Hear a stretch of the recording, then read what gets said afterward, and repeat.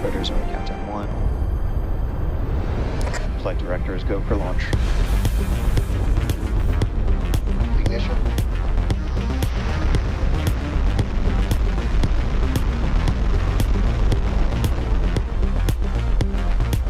Stage separation. Booster light burn seven.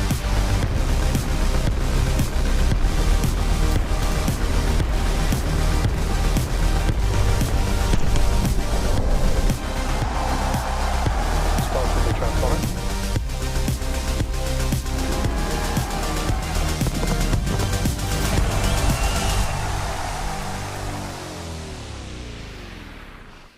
Hello and welcome to Starbase, Texas. It's 5:19 p.m. Texas time, and we are just over 31 and a half minutes away from Starship Flight 13, the second test flight of our next generation Starship, version 3. During our initial launch attempt last week, we had a clean countdown, loaded all propellant, and got all the way to engine ignition, where the vehicle executed a safe shutdown when its automated systems detected off-nominal startup on 4 engines. That safe shutdown ensured that both the vehicle and launch pad were kept safe. As we often say, the payload on these test flights is data, and even when we don't get off the ground, we learn some valuable lessons and improve from them. We're going to dig into the details of that in just a moment, but all of that to say is that we're here today and we're ready for our second launch attempt. I'm Kate Tice, Senior Manager of Quality Systems Engineering. And I'm Nathan Commissariat, a civil engineer here at SpaceX. Today, we're coming to you live once again from just outside the Star Factory production floor, about 1.5 miles from the rocket on the pad. Back in May, the first test flight of Starship version 3 delivered tons of data, and we'll be putting those learnings into practice today on Flight 2. All of this brings us one step closer to a fully and rapidly reusable vehicle, the key to enabling frequent flights to the Moon and Mars. Starship will also enhance Starlink's constellation and connectivity on Earth, the Moon, and beyond, while helping establish a network of AI data centers in space. Success on today's suborbital mission also opens the door for near-future orbital flights and our first attempt to catch ship on Tower 2 here at Starbase. And this is an exciting day for the Starlink team as well, as we're planning to deploy 20 of the newest generation Starlink satellites. These sats aren't intended for operational use and will only be in space for about 20 minutes before demising. But during those 20 minutes, we're going to attempt to speedrun a bunch of tests. Things like deploying solar arrays, firing thrusters. We'll get into those a little bit later into the show. Yeah, and what Starlink engineers learned today will be essential to deploying operational V3 satellites into the Starlink constellation on future Starship flights. These larger, more powerful next-generation satellites are designed to boost orbital capacity, strengthen the overall network, and deliver a noticeably better experience for our customers. And as we've said before, Starship is a developmental program. What we're doing today is a test. We test in flight because it's the best way to rapidly iterate the design, and it's the best way to put the vehicle through its paces in the actual conditions it will experience during an operational mission. Yeah, exactly. So while we have real Starlink satellites on board, the most important payload today is data. But no matter the outcome of today's test flight, excitement is once again guaranteed. Now let's head a couple of floors upstairs where Dan Hewitt is just outside the Launch Control Center. How's it going, Dan? Hey, Nate. It is going great. Hi to you and Kate. Hello, everybody else. I'm Dan Hewitt with SpaceX Communications. Happy to be here with you for another launch day. As Kate noted, our first attempt to launch this flight test last Thursday ended early in a pad abort. Let's dig into that a little bit. So 4 of Super Heavy's 33 Raptor engines aborted at startup due to issues with their aux turbo pumps. Those rapidly pressurize and feed liquid oxygen into the engine for combustion. For those of you that like to pay real close attention to the on-screen telemetry, you saw this at T0 during that first attempt. We command the engines to start up simultaneously. You get some slight differences as the engine adapts in real time, but you saw 4 not light up. So 4 out of 33, what exactly happened? We have a launch constraint built in where we can only be down 2 Raptor engines at liftoff. So the vehicle detected more than that, we're out. automatically aborted before the final T0 safely shut down all of the engines that started up. We dug through the data, and what we saw was some off-nominal spin response in the aux turbo pumps on 6 of the engines. So the most likely root cause was determined. We were collecting some moisture inside of the pumps from previous operations, which then froze when we introduced that cryogenic propellant, and that either slowed those pumps down or stopped them completely from spinning. So for this next flight attempt, we swapped in 6 engines that were already at Starbase, and we did a test back on Wednesday that allowed us to check out the newly installed engines and spin the aux pumps on all 33 after they were chilled, check out their performance before we got into another launch attempt. We pulled a bunch of those engines off, as we said. We tested one on a test stand up at McGregor, helped screen for any other issues that might be hiding, and that one was actually able to do a full booster ascent burn. So got us in a good position for today. Even though we didn't get off the pad last week, we learned about the engines, the prop systems, how they perform in the flight environment. Already going to drive some changes to make Starship more reliable. We also got a real-world test of an abort that's designed to take place at one of the most critical dynamic phases of flight. We safely shut down 29 running Raptor engines, safeguarded the vehicle and the pad. A mountain of work goes into designing aborts. You've got software, hardware engineers just dreaming up bad day scenarios, how we want the vehicle to respond, just to give us the best possible path to maximize safety, preserve the mission and the hardware, so we're able to do that. All right, that was then. This is now Flight 13's second attempt. So things are looking really good at the moment. Just behind me here is the Launch Control Center. Everybody's on console, looking at the systems on board the vehicle and on the pad as we count down to liftoff. Propellant load is underway. We slipped a little bit into our window as we waited for some last couple of things to settle out, and we are targeting a liftoff at 5:51 p.m. Central Time. Weather today, you can see we've got blue skies. We're going to do a little weather corner here for a second because we were originally attempting to fly yesterday, and we didn't because of, we said, weather.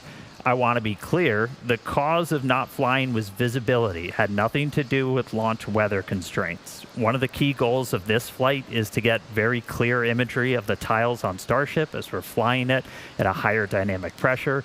You can't do that when you have clouds completely obscuring your view through all of those critical phases of ascent. We're actually capable and legally allowed to launch into lightning because we've done a ton of testing, unique testing, analysis, studying aircraft capabilities, and it's designed because that's ultimately the cadence we want to fly at, like an airplane. We're going to utilize that new capability carefully, but we're very aware if we want to fly Starship as often as you could fly an airplane, you're going to have to fly in weather that historically would keep rockets on the ground. So we're doing that analysis, we're doing that testing to prepare for the future.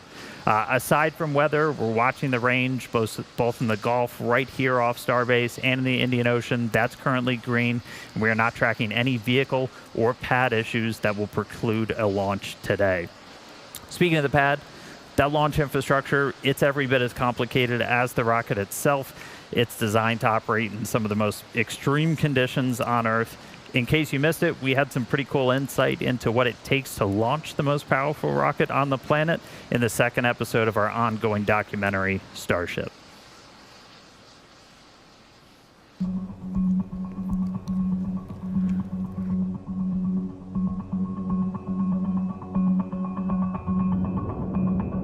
When we're only a week out from flight, my main focus is getting into flight. The thing that separates us from a lot of other companies is that we test fast and we test often, and that includes launches. We want to make sure the vehicle's all ready to go, we want to make sure the ground's all ready to go, but we also don't want to be caught in analysis paralysis. Our main objective today is a 10-engine static fire.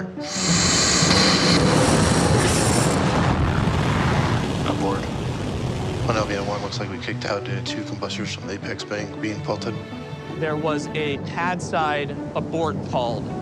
These things were holding like 5,000–6,000 tons of propellant plus the rocket weight. And it's like, okay, well, why didn't you guys simulate that? It's like, well, because we didn't have anything that weighed that much. Like, this is the first time we put anything on it that weighed that much. So there's just so much that you have to think about and be very paranoid on.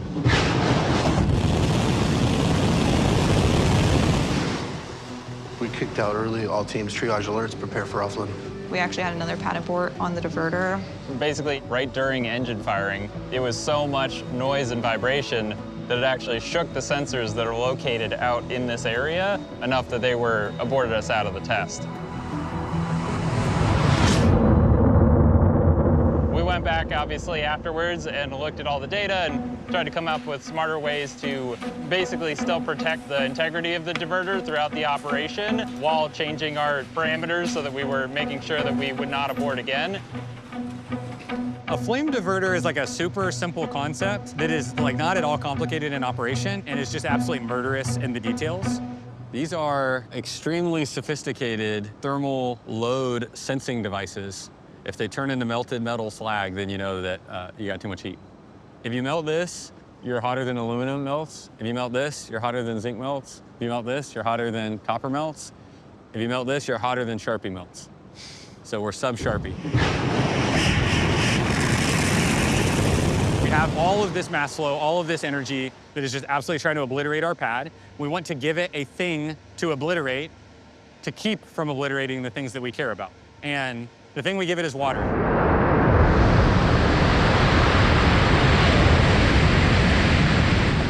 The amount of energy that water can absorb is like miraculous. And so if you can get high enough pressure water in the right places and just allow it to flash boil that water, then it solves a lot of the problems for you. Like the idea is that the steel never gets that hot, the structures never get that hot, because the water absorbs all that energy, turns to steam, and everything's okay. So for this flame deflector on pad 2, we're sitting somewhere in the neighborhood of about 650,000 gallons per minute.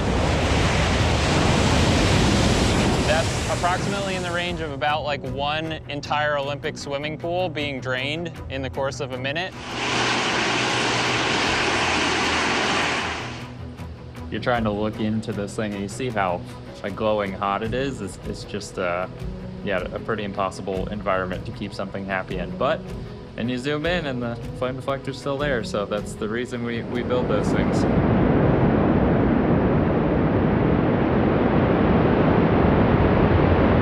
Putting the rocket into human terms is something really tough. 65,000 pounds per second of propellant that is coming out of the engines. And again, just like 18 million pounds of thrust, like what does that number mean? I think of like 11 Ford F-150 trucks per second just zipping out of the bottom of the rocket. It's like imagine if you had the world's biggest machine gun, except for instead of shooting bullets, it was shooting pickup trucks, and it's just firing 11 pickup trucks per second out of the bottom of the rocket. It's like, do you think your stuff could survive that? And it is so satisfying to watch the slow motion flame diverter shots. Right, and just hear all the exciting stories of how we tackle these problems out here in Starbase. Super exciting. Yeah. And by the way, if that looks like fun to you, come join our team. We are seeking scrappy problem solvers to help us build the future. Okay, let's go meet the rocket out on the pad, Starship version 3. It's the most powerful rocket ever developed and ever flown. And it's also the tallest at just over 407 feet tall, fully stacked. It is massive. Standing at the base and looking up is like looking up at a 40-story building. Incredible. Yes, it's a two-stage rocket. Both stages are designed to return to Earth and fly again, making that thing that you see on your screen the first fully reusable rocket ever.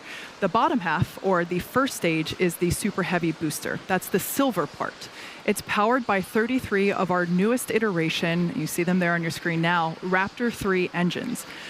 They run on liquid methane and oxygen, and this version of Raptor provides a significant increase in thrust.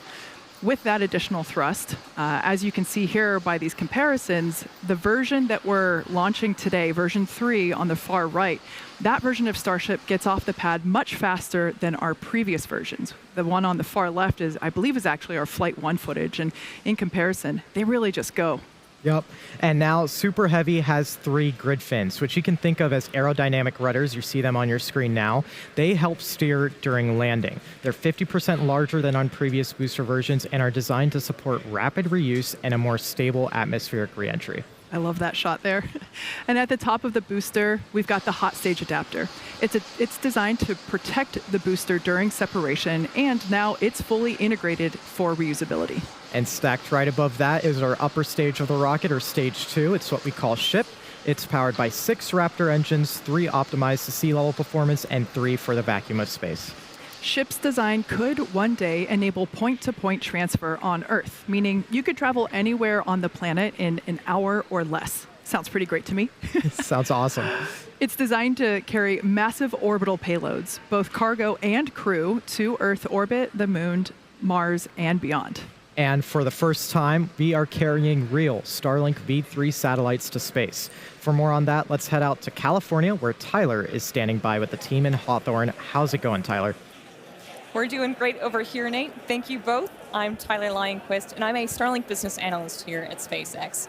Now, for those of you who have been following along, the Starlink version 3 satellites have been designed to take full advantage of Starship's payload capacity. And we're going to get our first look at those satellites today. The Starlink V3 is our next-gen satellite, and it includes meaningful increases in capacity, data density, and power generation. So we'll be adding around 20 times the capacity into the constellation on each Starship mission as compared to the version 2 satellites that we launch on Falcon. And that means that we'll be able to serve more people all around the world and with increasingly better high-speed internet.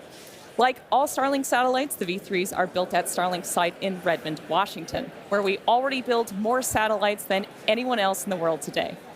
Now, the V3 sats are designed to support 1 terabit per second of downlink and 160 gigabits per second of uplink capacity.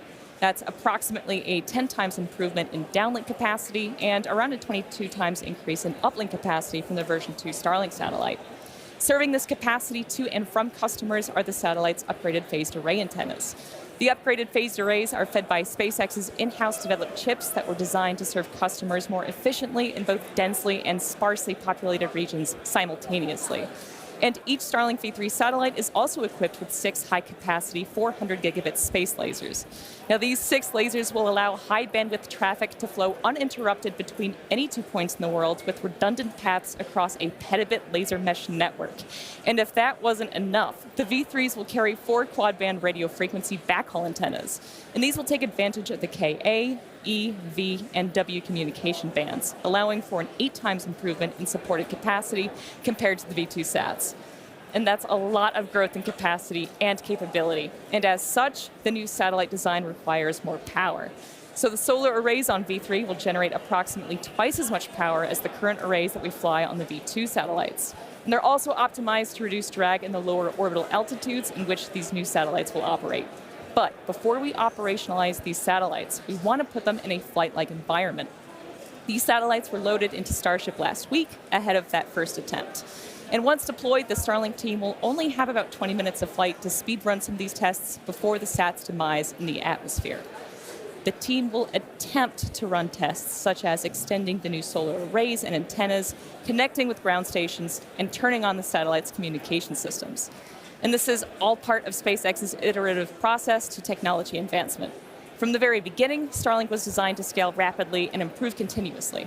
From production to launch and ground infrastructure, Starlink is uniquely positioned to keep pace with rising demand around the world. In fact, just last week, we rolled out the next generation Starlink kit, the V5, which is built for reliable, high-speed home internet.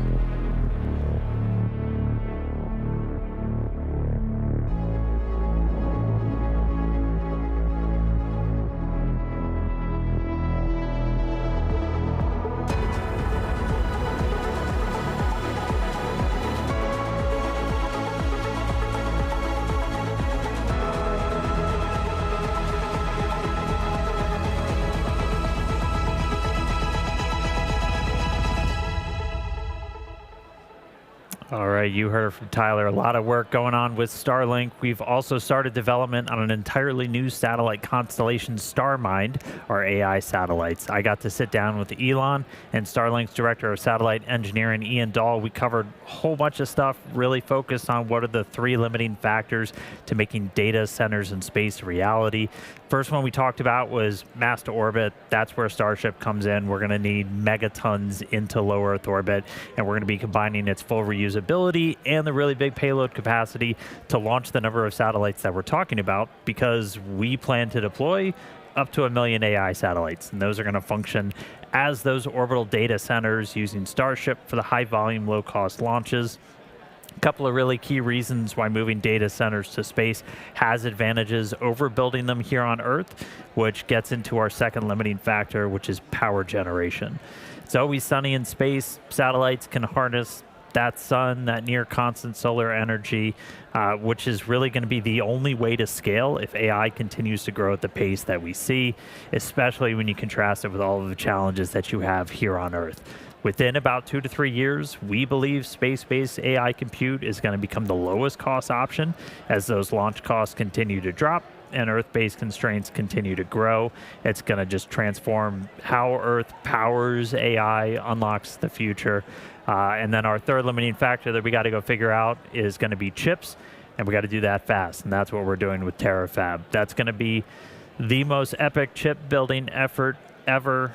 Not just churning out really cool advanced chips, but also building a massive scale location to do it. We're talking 100 million square feet, so about 10 Tesla gigafactories. All of this together sounds a bit fantastical, a bit out there, but these are real steps that we are taking right now that are going to set us up to eventually become a galactic civilization. That sounds really cool. I mean, harnessing meaningful amounts of power from the sun, supporting all of those AI applications that are going to change our daily lives, and making humanity a multi-planetary species. If you want to learn more, you can watch the full conversation on our website. Hopefully a link appears on the screen. If not, go look up StarMind. So the future is looking pretty sweet, but first things first, we've got Flight 13 ahead. Let's jump down to Kate and Nate for what's ahead. Thanks, Dan. Yeah, the future is built on progressive steps like today's test. So let's dive into the flight profile that we're going to see today. That's right. We've got an exciting day in store. So starting with liftoff, Super Heavy will ignite those 33 Raptor 3 engines right off of Pad 2 here in Starbase. We will then power through ascent ahead of hot stage separation, where the booster will shut down all but 5 engines at the bottom. Stage 2 will then light its own Raptor engines, pushing off from Super Heavy and starting our stage separation maneuver known as hot staging. We will then have the directional booster flip using 33 engines, and after coasting for a few minutes, the booster today will target a landing burn and ocean splashdown a few miles off the coast of Starbase. Ship is going to keep the party going with its ascent burn to a suborbital trajectory, followed by deployment of those 20 Starlink V3 satellites. We also plan to relight a single Raptor engine. Re-entry is just a few minutes later, which should provide some amazing views thanks to Starlink. And typically we see some pretty fantastic views of the ship's blistering re-entry through the Earth's atmosphere. A plasma blanket will form around the vehicle and never prevails to provide epic scenes.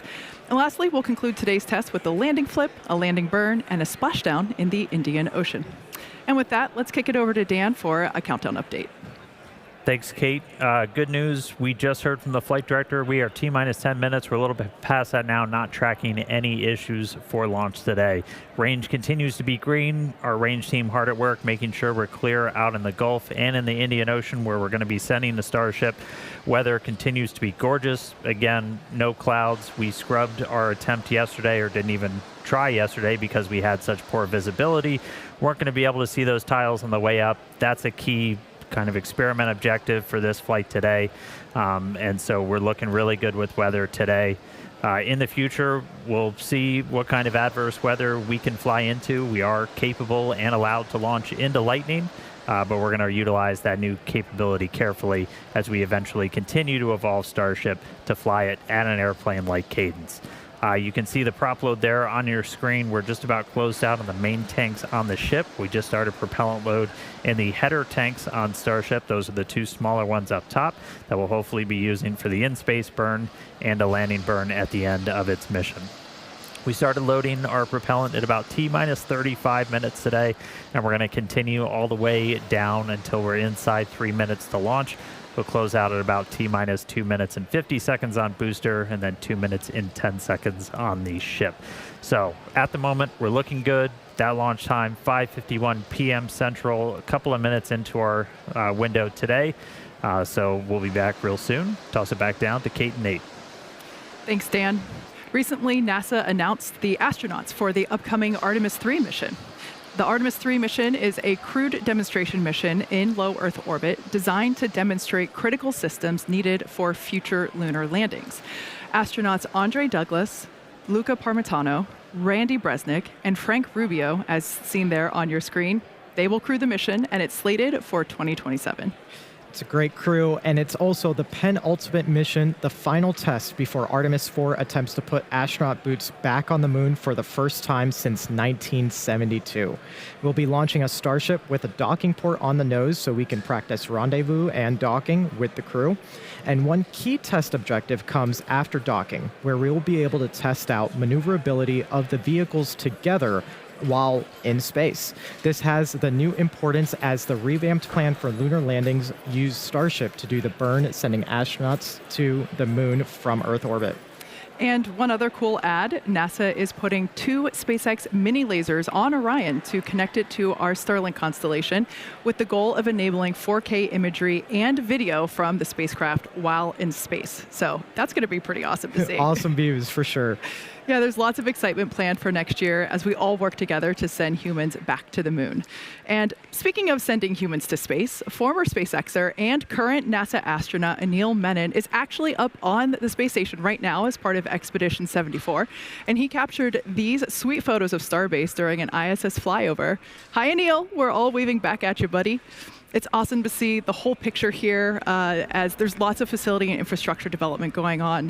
But Starbase isn't alone on that front. Yeah, it changes every day. Yeah. But talking about other locations, work is well underway in Florida to get pads 39A and Slick 37A ready for future Starship launches potentially later this year. Starship launches from Cape Canaveral are key to hit the necessary launch cadence to get back to the moon, build a moon base, head to Mars, all the exciting stuff ahead in the future. Yeah, exactly. And that future gets closer and closer with tests like today's flight. And with that, we are just under 6 minutes until launch. So that brings us to terminal count. Excitement is definitely gaining traction down here as the crowd is gathering just behind us on the lawn outside, and happy to say, still not a cloud in the sky. Dan, how are things up at Mission Control? Things are still looking really good, Kate. We are still not tracking any holds on the board, no issues with the vehicle or with the pad. Our range continues to be green, both in the Gulf and out in the Indian Ocean for flight today.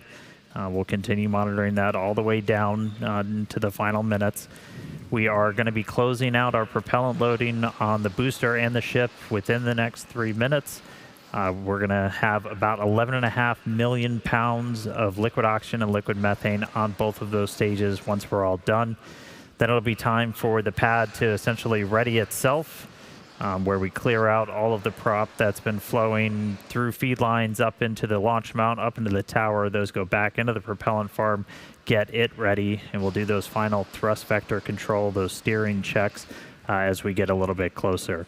If we need to hold that hold time, it's new for this launch, and we saw it briefly on our attempt last week. That hold is set at T-minus 60 seconds now.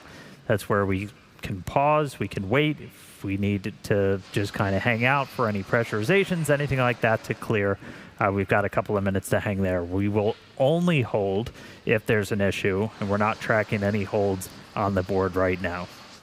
That's right. Now, once T-minus 60 seconds passes, a number of events will occur in rapid succession.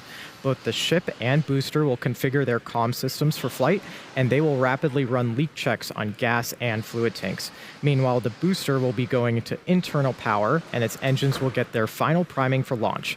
Those ship engines will also begin their ascent bleed profile, and it will arm its automatic flight safety system. There's a lot of mechanical activations on the tower side as well, with one critical step being unlatching of the quick disconnect, feeding propellant into the ship. And once T-minus 60 seconds has passed, we still have the ability to rapidly recycle the count under certain conditions back to that T-minus 60 seconds point and hold there to assess what happened and if teams can proceed once again to T0.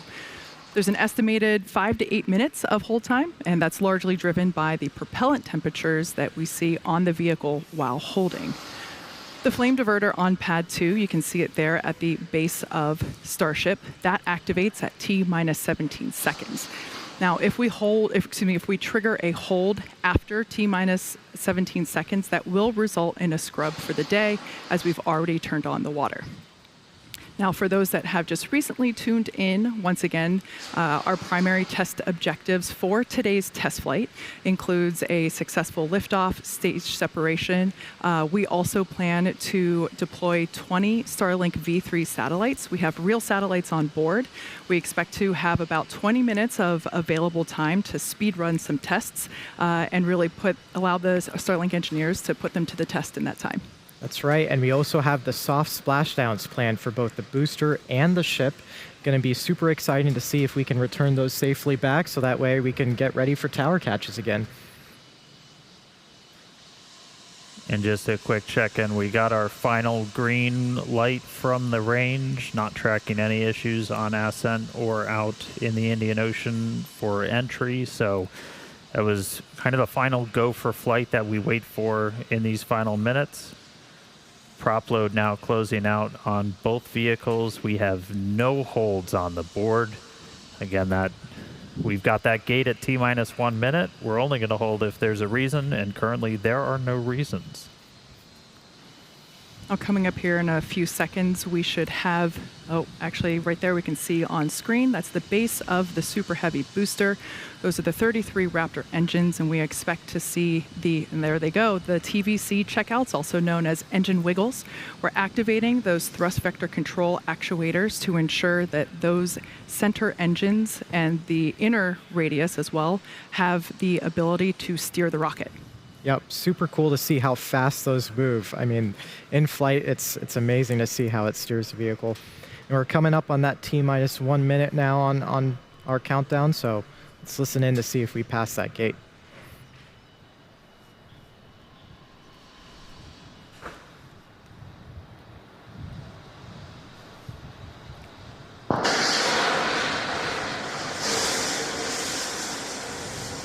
All right, we are through the gate.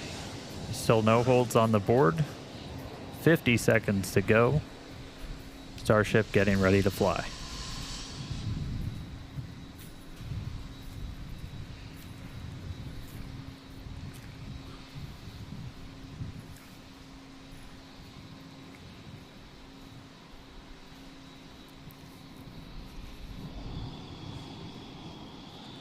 Flight directors go for launch.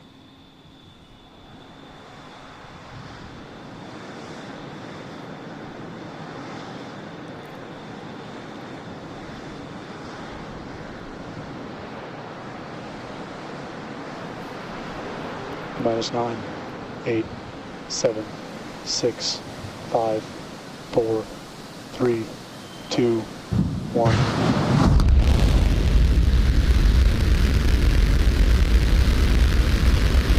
Lift off Starship.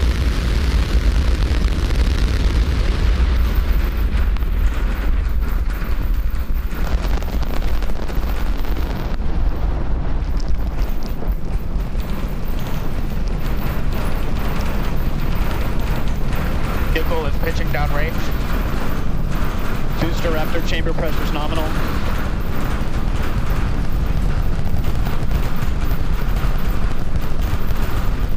Seconds into flight, 33 out of 33 Raptor engines lit on the Super Heavy booster, arcing away from us here at Starbase.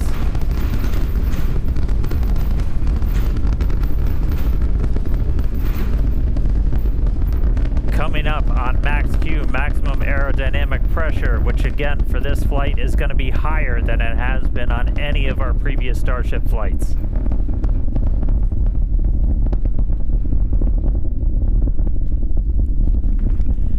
Right, so we're passing through that maximum aerodynamic pressure over a minute now into flight. Still seeing 33 out of 33 Raptor engines lit and burning. Our next major moment's going to be coming up in just a little over a minute from now when we're going to get to hot staging. We're going to shut down all but 5 of those engines on the booster. It's our version of MECO. Most engines cut off.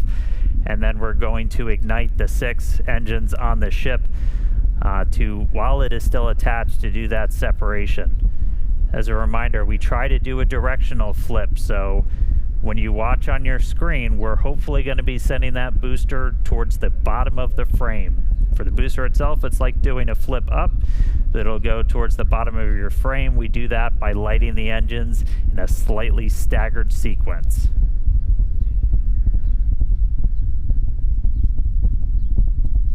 Standing by for hot staging.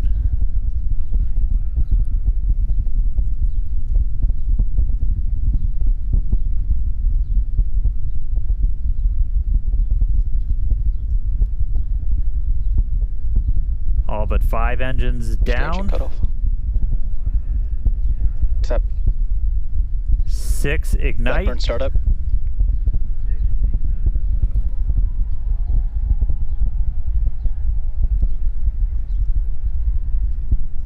And the booster now doing its boost back burn. It looks like we lit all 33 initially. Now we're down to 13. We're seeing 6 out of 6 Raptors lit on the ship.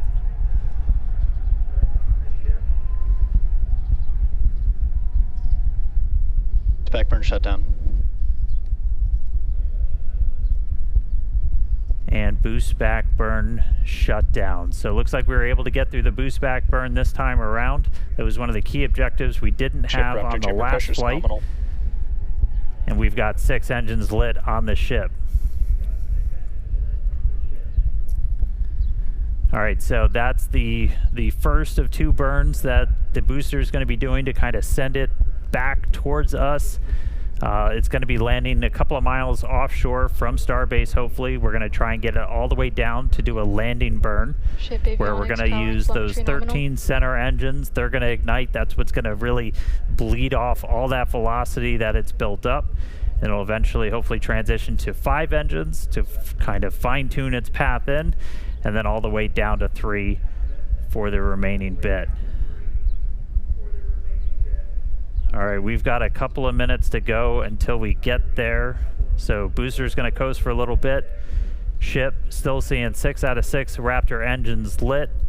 4 minutes into the flight. Ship's got about 4 minutes left. Getting some killer views. Kate, Nate, how was the view from from down there? It was incredible. I mean, it just shot off the pad, and seeing all the crowd now running back inside to take views on the screen here, it was amazing. Yeah, one of these days I'm gonna learn to not stare at the engines, because now I have a bright blob in my vision. Right. Now, speaking of vision, we could see both stages there on your screen.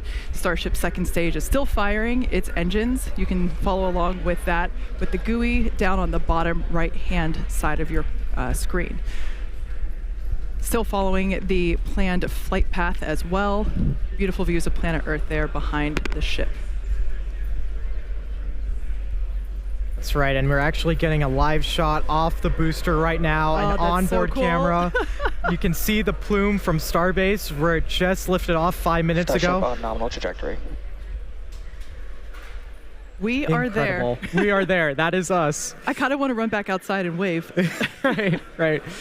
Now, again, this booster is not planning to come back to the tower or to launch site for this particular launch. We are going to be planning to do an ocean splashdown just off the coast of Starbase, so hoping to still get some amazing views of that.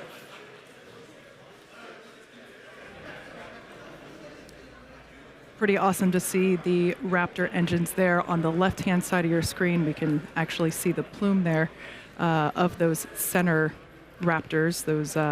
Those are the sea level ones, as well as the vacuum Raptors are the 3 on the larger ones on the outer radius.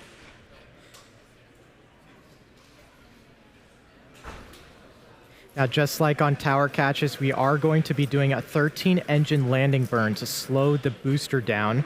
Hopefully we can get a live camera of the booster right now as we're going into that phase. Awesome shot, you can see it there. So right now the booster is using their 3 hypersonic grid fins to guide itself through the atmosphere toward its landing site. You can see we're only 5 kilometers above the sea right here. Startup. Just heard the call out for landing burn startup for the booster.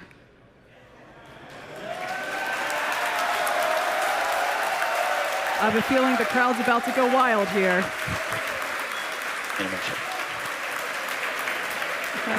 And another awesome landing for Super Heavy. Congratulations to all the teams here at Starbase and at our SpaceX team. An amazing, amazing view. Everything continues to go well with Ship, as you can see there on your screen.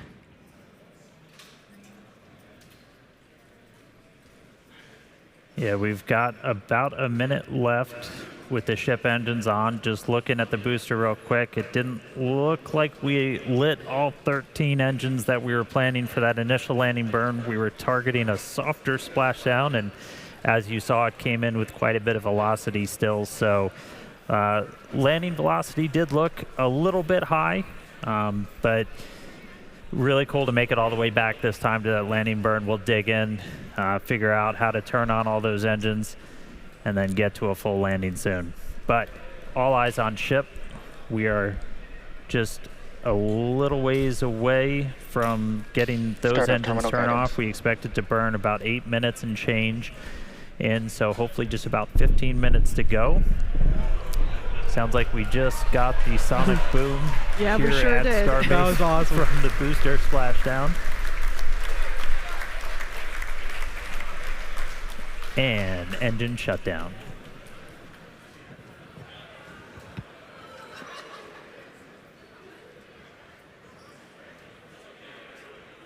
All right, Starship 6 Raptor engines have successfully shut down. Nominal orbit insertion. And there's our call out for nominal orbit insertion. So we got a ship in space. We've got a booster in the Gulf where we were planning to send it. It's a hell of a start to the day, Kate. Yeah, it sure is. All of our colleagues here are filing in through the doors. A lot of people wanted to stay outside and hear the boom. And so it's pretty great to see a ship in space, and everybody's super excited down here. That's right. And as guaranteed, it has been an awesome day so far. All this action in just 9 minutes now. And objectives are done for the booster. Just want to quickly flag that that booster did land in a clear zone. We clear those before launch, well ahead, so that we ensure everyone is safe before the launch and after. So we're getting ready now for our in-space objectives. Yeah, we've got a few minutes until the next milestone, so sit tight and enjoy the space views and, of course, the space jams. We'll be back here at T+14 minutes to deploy our payload, which is 20 of our newest Starlink version 3 satellites. So we'll see you soon.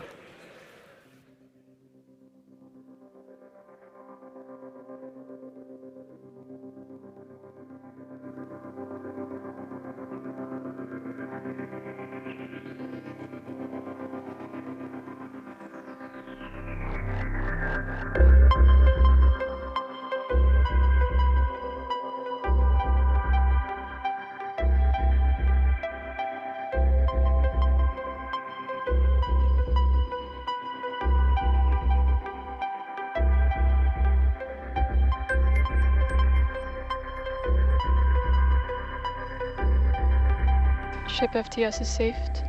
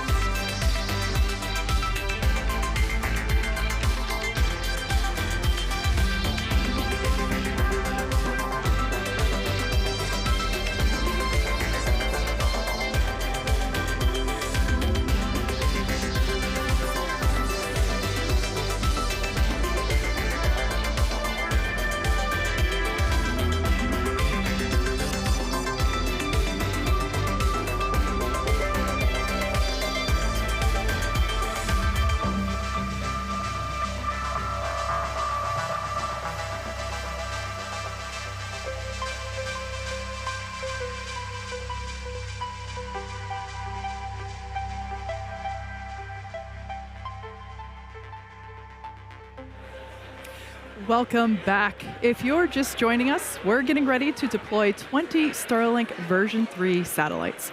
That will get underway after we open the payload door in just about a minute.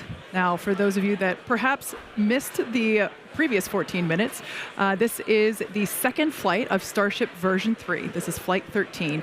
It lifted off. It had a beautiful ascent as well as a ship ignition and stage separation. It was literally picture perfect from here at Starbase. Picture perfect, and then we continued with that booster hot stage separation. Amazing to see some live replays of that. And of course, the booster performing its own boost back and landing. Yeah, ship continued for about 8 minutes with all 6 of its engines and made it to second engine cutoff, where we heard good orbital insertion, and we've been coasting in space for the last few minutes. Now we're getting ready to deploy our very first real Starlink version 3 satellites. The door will be opening here in just about 6 seconds from now. Now, we won't have the same views as we did on Flight 12 of our payload. We don't have those cameras on board these Starship version 3s. That was a Dodger Dog exclusive, but we will be able to see them deploy from the ship.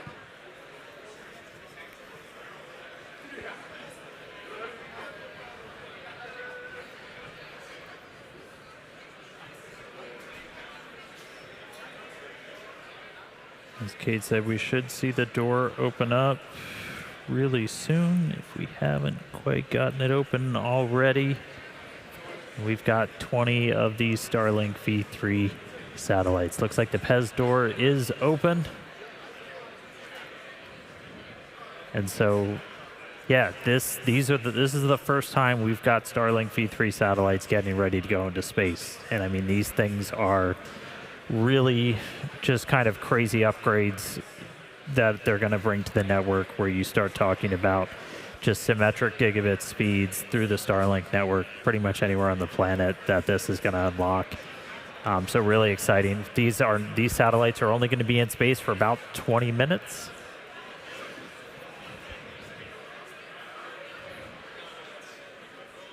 Sorry about that. These will only be in space for about 20 minutes as they're on the same suborbital trajectory as Starship itself.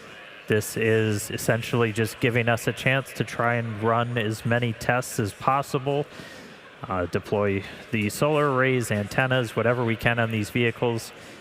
We are intentionally being a little scrappy with it. They might be playing some bumper cars once they're out of the door, but we are looking to get these deployed over the next couple of minutes. In the meantime, they're getting ready to also do the Raptor in-space relight.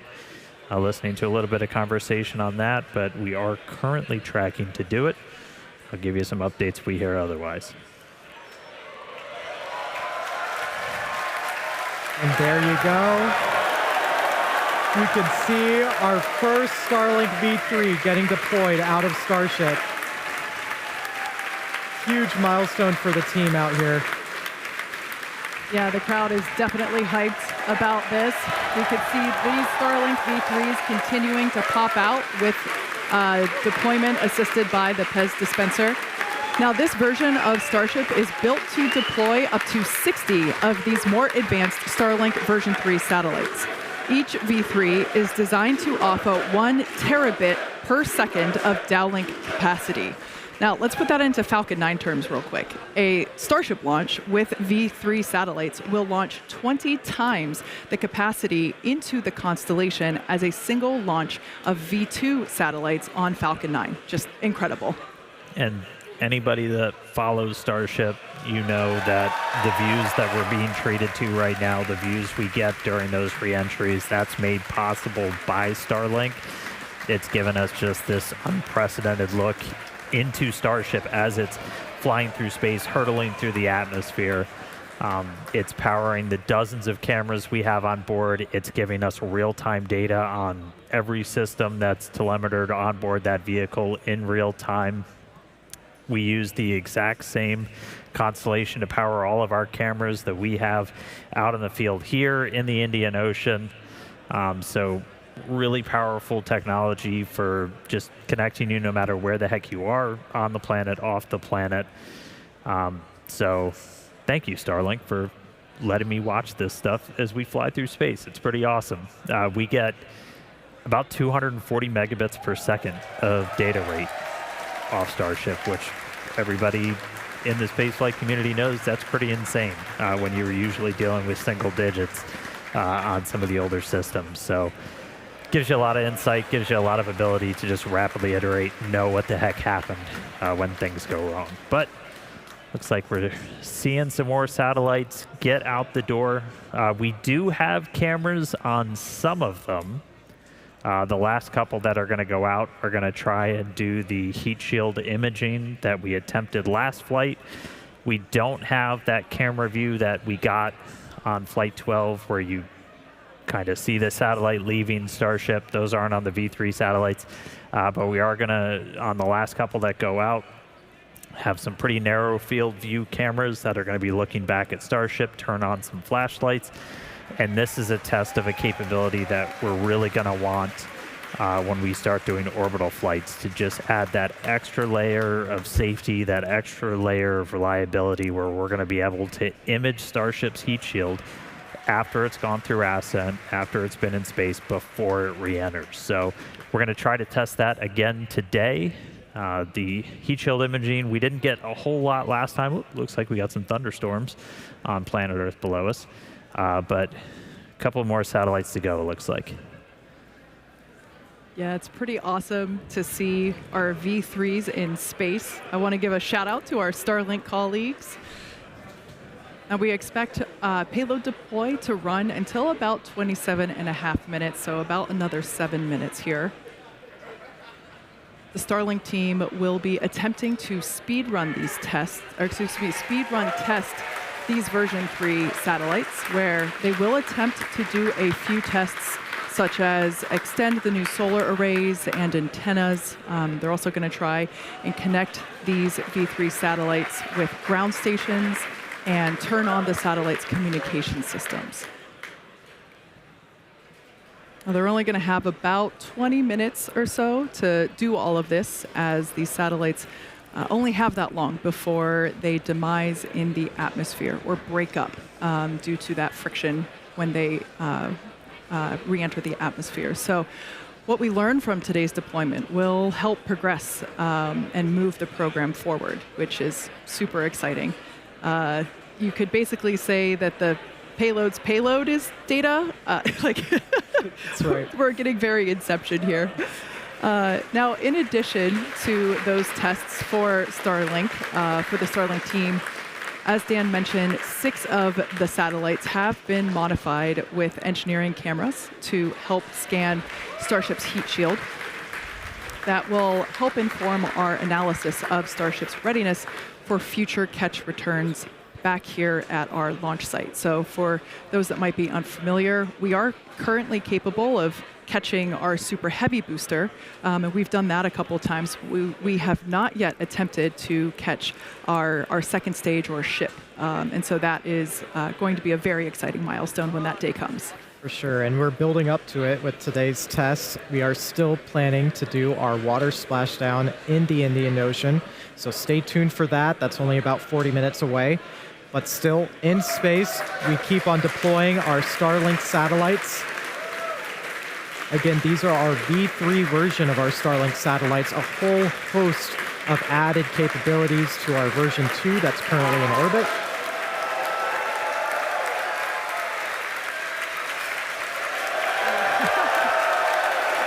And this is our team here at Starbase Texas. These are all of the team members that have helped build the vehicle, that have built the Pez dispenser, and got it ready to fly today. Amazing work.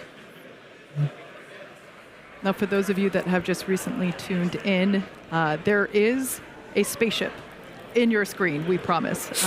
Right now, the ship is in orbital darkness, so we don't have any available sunlight from the sun to help illuminate the scene. But what you can see moving out from that smally lit space, those are the V3 satellites as they are being deployed. And essentially, the ship is illuminated from the inside, and so we're able to see the light come out through the payload door. Right. Just a really small sliver of light at the top. That's our PEZ dispenser. That's how we're both loading our satellites into the rocket and deploying it. It's pretty novel. We've got about 3.5 minutes still left of our payload deploy sequence. Yep, looks like we've got 16 satellites deployed, so 4 more to go. These last couple will have those cameras, so if you see any sudden bright lights, that'll be flashlights turning on those satellites to try and get some imagery of Starship's heat shield. 17 out the door. 3 more to go, and 18.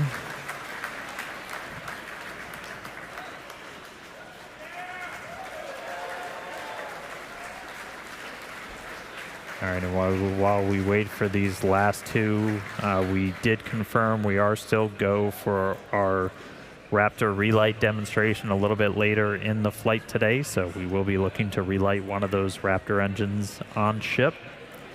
And that'll be our next major milestone after we get through these final 2 satellites.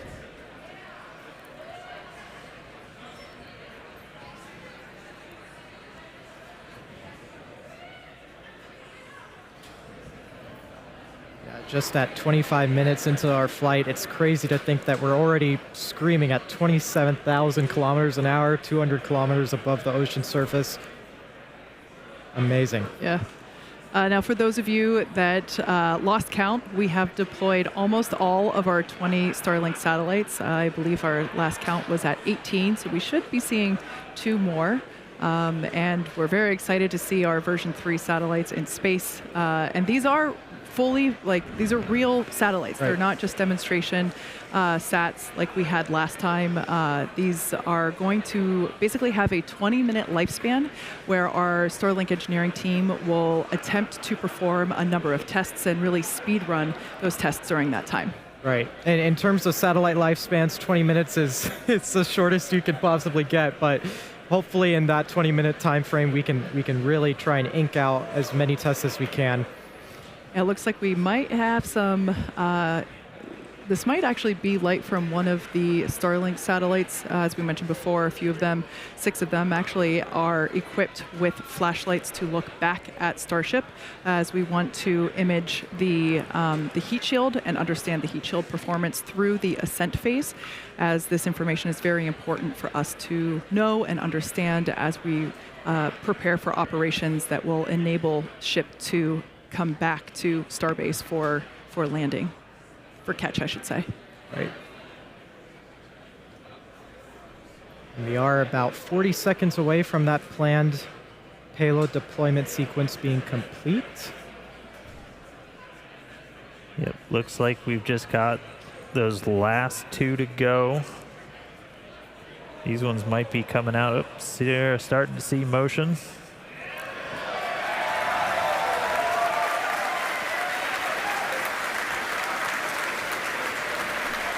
19 out the door, 1 more.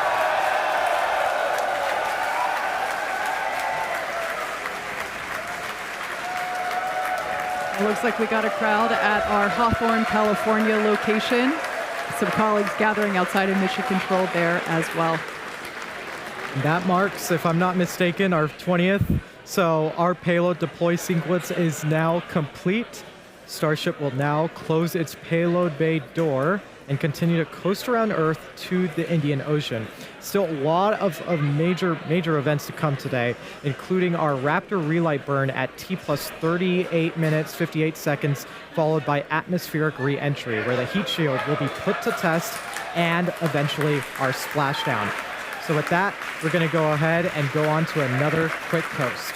Yeah, so sit tight, enjoy the views, and of course some more space jams, and we will come back here at T plus 37 minutes for our Raptor engine relight and of course Starship re-entry.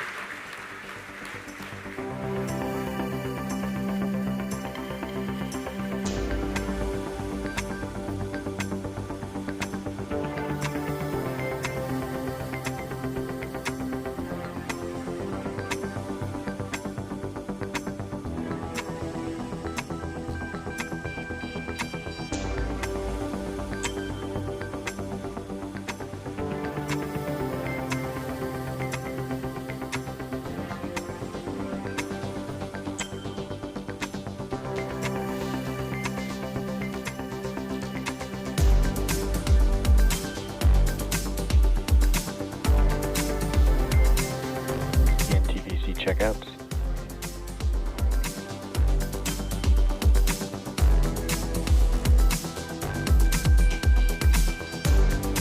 DEC checkouts complete.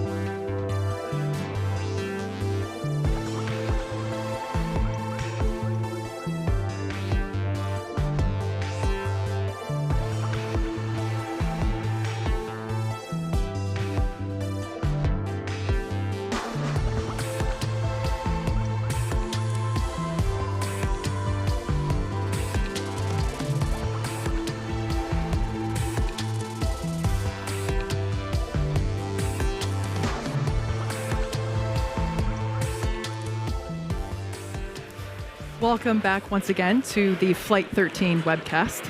If you're just joining us, our newest version of Starship, which you see there on your screen, successfully deployed 20 Starlink version 3 satellites. And I've got great news to share. Not only were we able to make contact with all 20, but we also made comms over lasers with all of them as well. So that is awesome. Hell yeah, shout out to our Starlink team.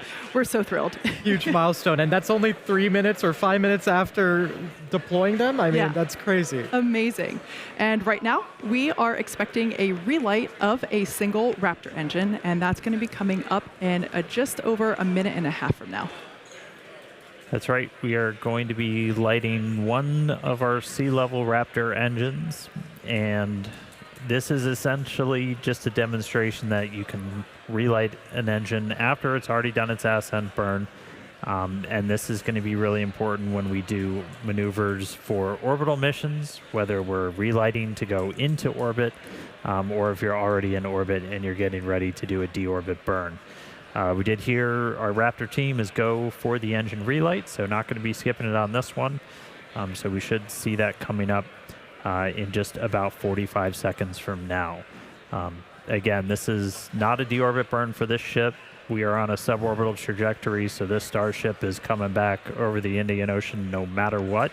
But this is going to be a pretty critical test for what we'll eventually need to do when we do orbital missions. When you got to relight those engines, do a burn to get yourself out of orbit.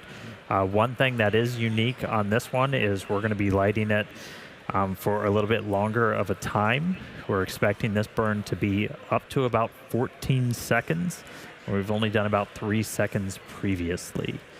And so that should be coming up within the next couple of seconds. Let's stand by. Relight demo startup.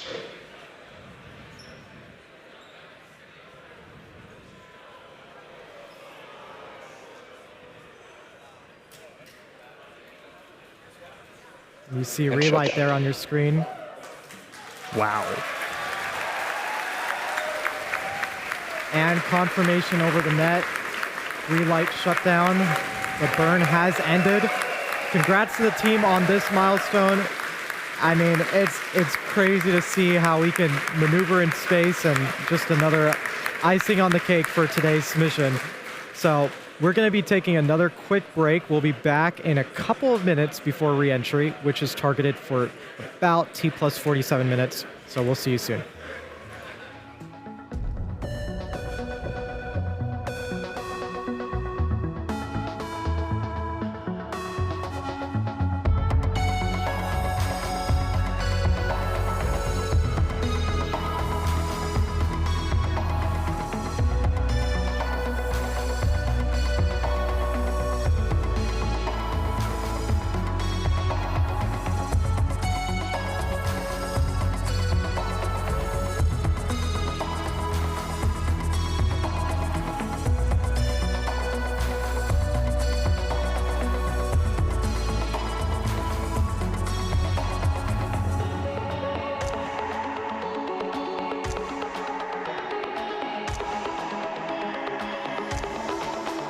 Vehicle and entry prep.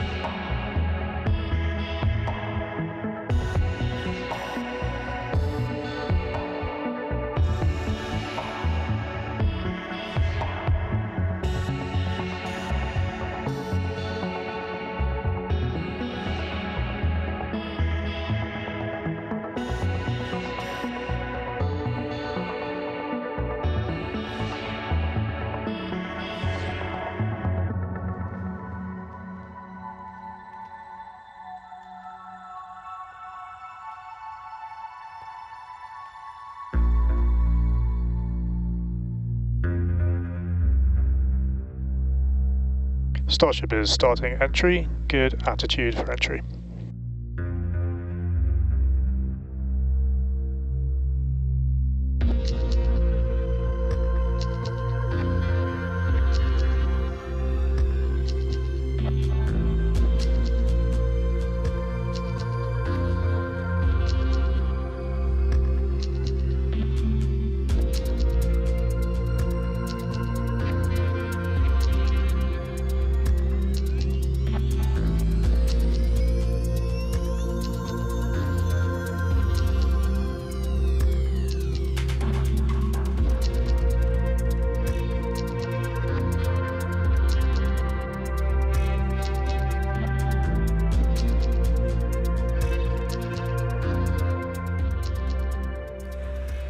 Welcome back once again to Starship Flight 13, the second test flight of Starship version 3. As you can see by these pretty cool views on your screen, the ship is currently re-entering the Earth's atmosphere. Now, we probably have some first-time viewers tuning in today, so let's talk about this phase. Right, so re-entry, it's a critical phase of flight, and we need information on how the ship's systems perform. So re-entry, you can see that speed in the bottom left-hand corner of your screen. We have to scrub all of that speed down so that way we can safely land. It's a lot of energy to be able to scrub down, and it's all the energy that we just used to launch the rocket as well. So Starlink will also help us gather as much data as possible, which is really the main reason why we do these flight tests, is to see how the ship performs in space and evaluate how it works. Starlink provides us with one more path to collect data to help us rapidly iterate Starship's design. Yeah, exactly. And if the ship manages to again make it all the way through re-entry, we'll collect valuable data on the spacecraft flying through the Earth's atmosphere, and it's doing so at hypersonic speeds, or more than 5 times the speed of sound. Re-entry is typically a portion of flight where we don't have communications with spacecraft because it's re-entering at or around orbital velocity, which is roughly 8 kilometers per second or about 5 miles per second. So at those speeds, the spacecraft is moving through the atmosphere so fast that it creates a plasma field around the vehicle. That blanket of plasma distorts communication frequencies, so it's not uncommon to experience brief blackouts in communication. Starship is designed to land on Mars, where there are no runways or other humans to help out, which is exactly why we're testing this landing procedure that we're doing today. And we're doing these propulsive landings instead of more traditional means like parachutes, because propulsive landing... control of the vehicle. You heard that call out, flaps do have control of the vehicle. You can actually see one view, your screen moving around. That's actually a camera affixed to the flap. So as I was saying, we're testing these, doing these landings instead of more traditional means, so that way propulsive landing, we can enable more rapid reusability. Yeah. Now, we did just hear that call out. We should continue to hear some call outs as the ship makes its way back to Earth. Now, when we hear something called entry max heating, as well as entry max Q, that means that the ship has made it through the maximum heating and aerodynamic loads that it experiences as it returns. So, safe to say that if it makes it through those specific points, we're doing pretty well. That's right. So we'll continue to hear multiple callouts as we go through this phase. One of those callouts will be that the ship is transonic. We'll also hear another one when it's subsonic. Transonic will be referring to the period of flight where velocities of airflow surrounding and flowing past the vehicle are concurrently below, at, and above the speed of sound, so somewhere in the range of Mach 0.8 to 1.2. For reference, commercial jets have a range of cruising speeds, but most fly at roughly Mach 0.74, 0.85. Just for reference, that's between 480 miles per hour to 575 miles per hour, or 770 to 930 kilometers an hour. And subsonic, another call out that you'll hear later on in the stream, subsonic will refer to speeds that are much less than the speed of sound. So at this point in flight, the ship's velocity will be slowing down drastically. So with re-entry well underway, we'll take another break. and return just before the ship's landing burn, targeted for T plus 1 hour and 5 minutes.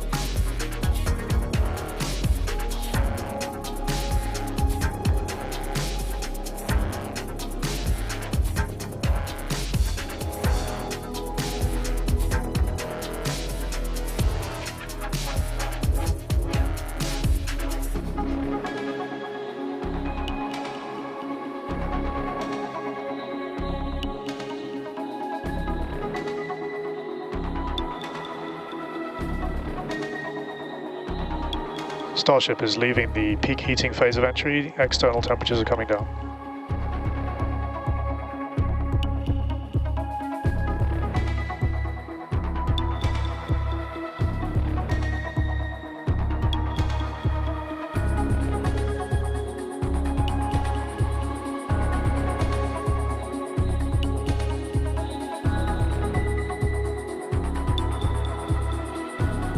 Starship is at maximum entry dynamic pressure.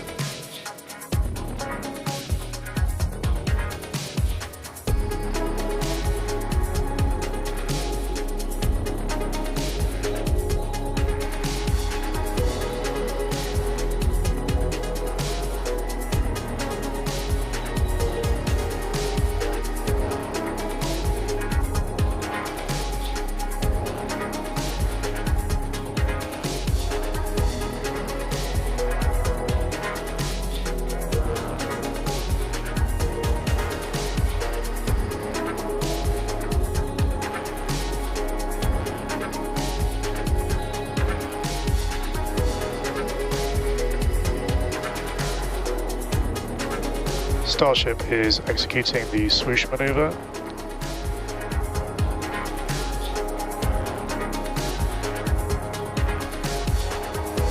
Dynamic pressure is coming down.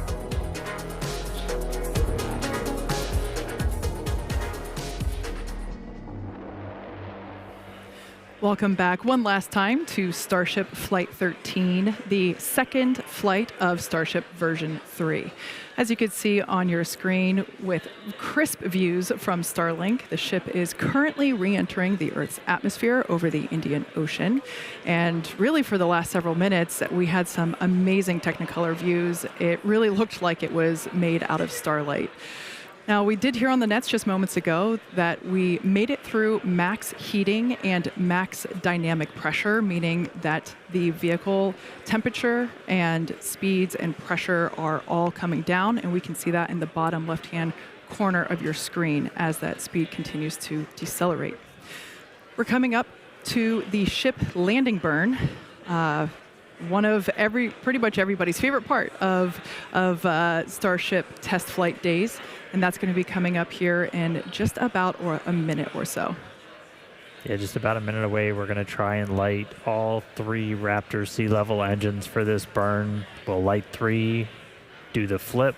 We'll eventually go down to 2 as we get close down to the water, down mode to a final 1 engine before we hopefully execute a nice soft splashdown. We'll see if we've got our buoys and drones in range with the recovery team. They're going to be standing by to try and get some additional views of Starship's heat shield, which from kind of our initial looks, it did pretty well on the flight uphill, but we'll continue to dig through all the visual data as we get it.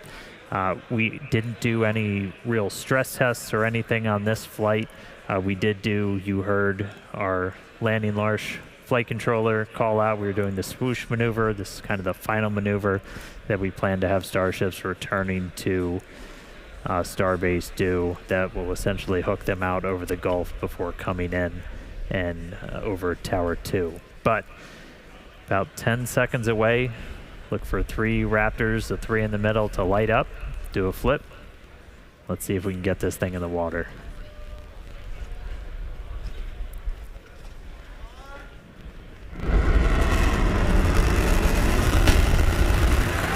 levels lit. Seeing healthy chamber pressures on. Did our flip down to 2. Starship descending into the Indian Ocean. Down to 1. And we're in the water. And it's a soft splashdown in the water.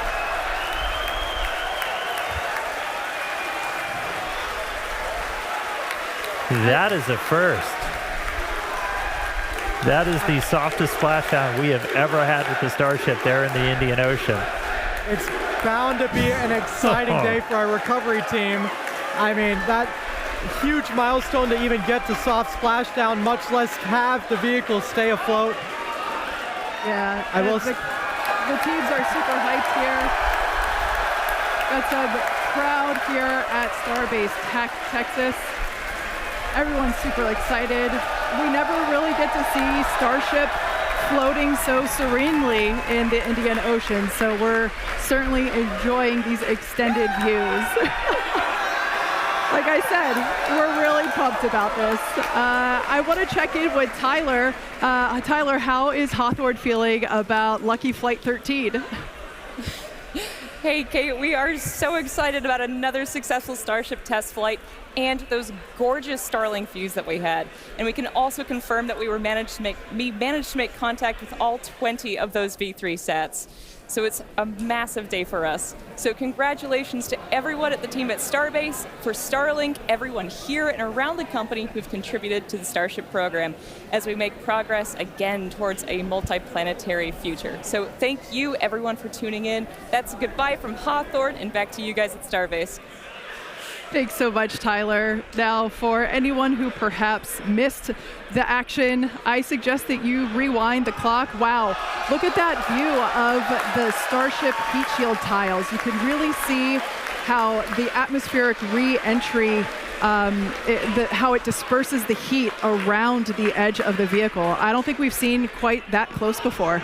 Never. And honestly, however short-lived that ship standing, bobbing in the water is, that is insane data for our team. It's unbelievable that we were able to keep that ship afloat.